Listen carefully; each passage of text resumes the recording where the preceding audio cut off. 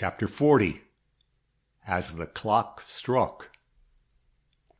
I do not attend weddings in general, but great as my suspense was in reference to Miss Oliver, I felt that I could not miss seeing Miss Althorpe married. I had ordered a new dress for the occasion, and was in the best of spirits as I rode to the church in which the ceremony was to be performed.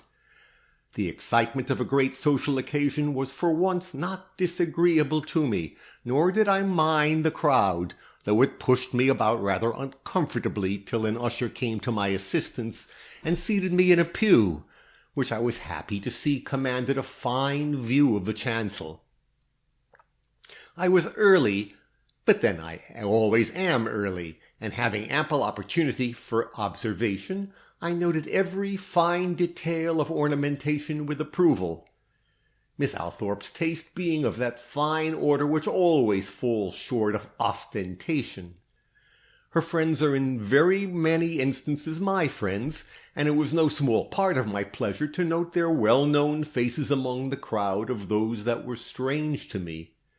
That the scene was brilliant, and that silks, satins, and diamonds abounded, goes without saying. At last the church was full, and the hush which usually precedes the coming of the bride was settling over the whole assemblage, when I suddenly observed, in the person of a respectable-looking gentleman seated in a side pew, the form and features of Mr. Gryce, the detective. This was a shock to me. Yet what was there in his presence there to alarm me? Might not Miss Althorpe have accorded him this pleasure out of the pure goodness of her heart? I did not look at anybody else, however, after once my eyes fell upon him, but continued to watch his expression, which was non-committal, though a little anxious for one engaged in a purely social function. The entrance of the clergyman and the sudden peal of the organ in the well-known wedding march recalled my attention to the occasion itself, and as at that moment the bridegroom stepped from the vestry to await his bride at the altar, I was absorbed by his fine appearance and the air of mingled pride and happiness with which he watched the stately approach of the bridal procession. But suddenly there was a stir through the whole glittering assemblage, and the clergyman made a move, and the bridegroom gave a start, and the sound, slight as it was, of moving feet grew still, and I saw advancing from the door on the opposite side of the altar a second bride, clad in white and surrounded by a long veil which completely hid her face. A second bride! And the first was halfway up the aisle, and only one bridegroom stood ready. The clergyman, who seemed to have as little command of his faculties as the rest of us, tried to speak, but the approaching woman, upon whom every regard was fixed, forestalled him by an authoritative gesture.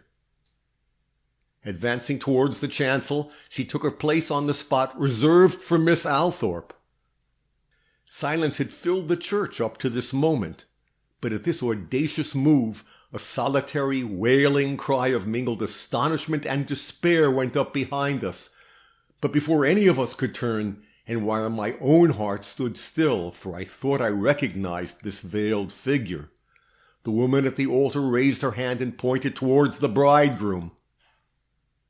"Why does he hesitate?" she cried.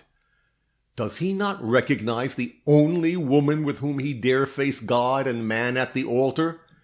Because I am already his wedded wife, and have been so for 5 long years, does that make my wearing of this veil amiss, when he, a husband, unreleased by the law, dares enter this sacred place with the hope and expectation of a bridegroom?"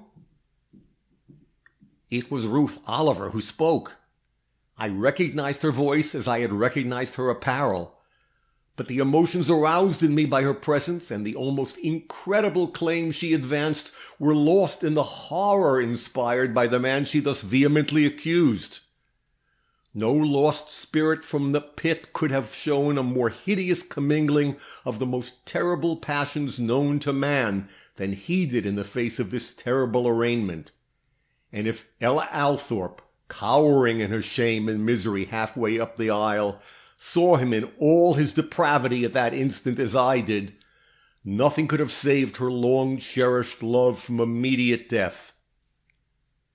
Yet he tried to speak. "It's false," he cried, "all false! The woman I once called wife is dead."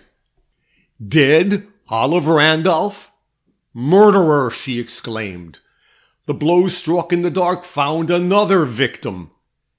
And pulling the veil from her face, Ruth Oliver advanced to his side and laid her trembling hand with a firm and decisive movement on his arm.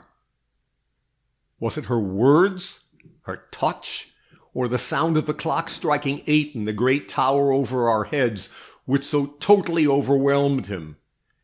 As the last stroke of the hour which was to have seen him united with Miss Althorpe died out in the awed spaces above him, he gave a cry such as I am sure never resounded between those sacred walls before, and sank in a heap on the spot where but a few minutes previous he had lifted his head in all the glow and pride of a prospective bridegroom. This ends chapter 40.